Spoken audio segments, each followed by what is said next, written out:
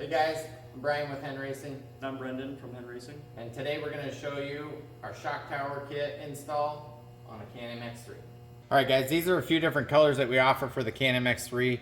That color match and coat we're missing, I think desert tan and maybe silver we just didn't pull off the shelf. We do have limit straps that are offered, front limit strap kits, and these are the ears for the limit straps. They're machined at stainless spacers. And we're going to show you how to install it right up here and bolt it right in. Okay, so a quick overview on this. We've already swapped the shocks over. We put the canisters outside. That's something you're going to need to do for installation on the shock tower brace. And you're going to want to make sure that you cut and trim this out.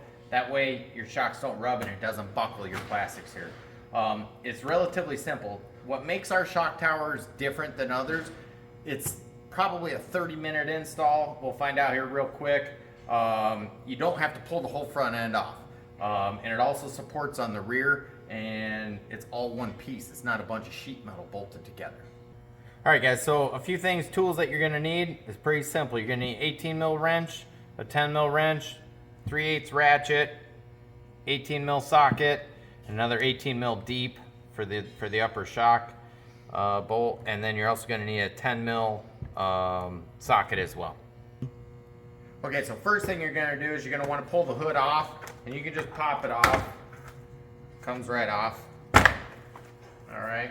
Now make sure, be careful when you're pulling it off and putting it on that you don't bend this tab in that hole, and then it'll allow it to stick up. Okay. So you put that off to the side.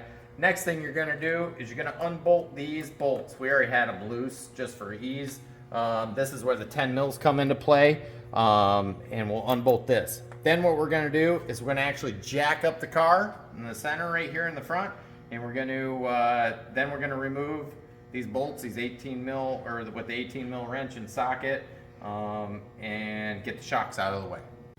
All right, Brendan's taking the upper shock bolt off.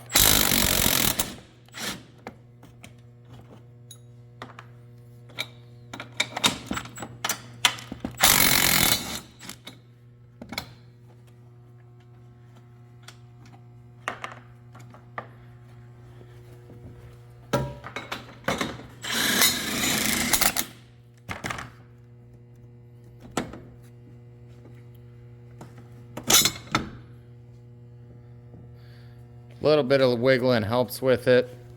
Swap sides here.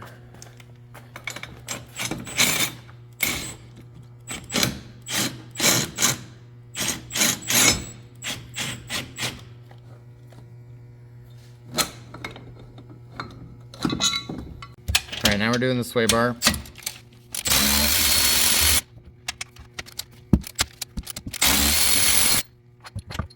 Okay, so now that the sway bar is unbolted and the shocks, we're just going to move them out of the way there. We're going to install the shock tower. Just slips right down.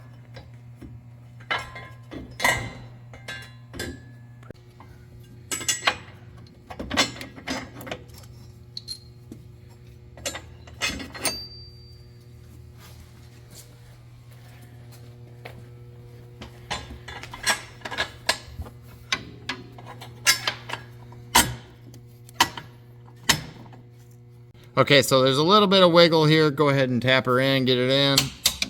Sometimes you gotta give it a little tap, no big deal. Line them up all fours. We got the other side already in and ready to put the nut on and tighten it down. All right, we got the back nut in. Just gotta kind of hold it.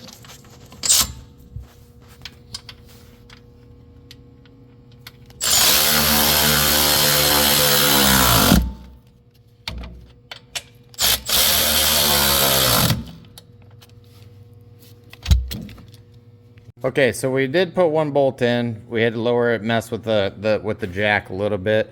The next one, you can see it's a little bit off, so we're gonna lower the jack a little bit here to get lined up right about there, and then we're gonna put the bolt in. Slips right in. We're gonna go to the back side. Put the nut on.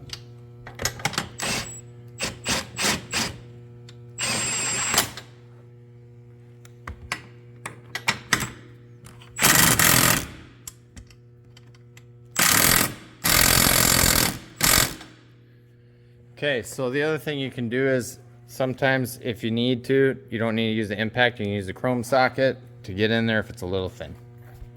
Tighten it down.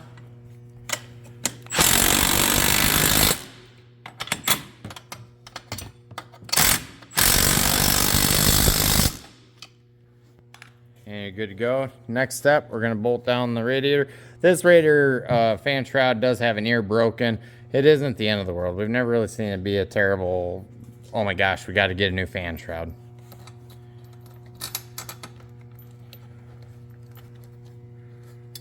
Just tighten those down.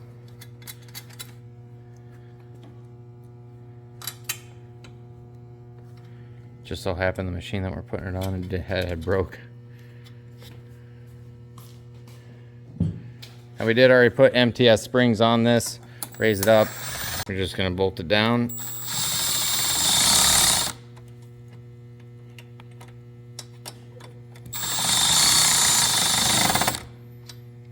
All right, so what we're gonna do is we're just gonna lube up the O-rings real quick. We're just using anything that's wet. You can use spit if you want. Put the first one, the center one in first. And go ahead and smack it down. Lower the jack down. And you're good to go. All right, now that we got it all, everything bolted back together, next video we're gonna do the limit straps, front limit straps and hardware. Now make sure that you push it down, just like anything. When you install springs or radius rods or anything, you jack it up and you get it back down to ride height. Because when you install the limit straps, you're gonna say, oh my gosh, we can't install them. Make sure you roll it back and forth, push down to get it settled back down. That way you have the correct limit strap, so you're not fighting the bottom bolts. We'll show you in the next video how to install the front limit straps.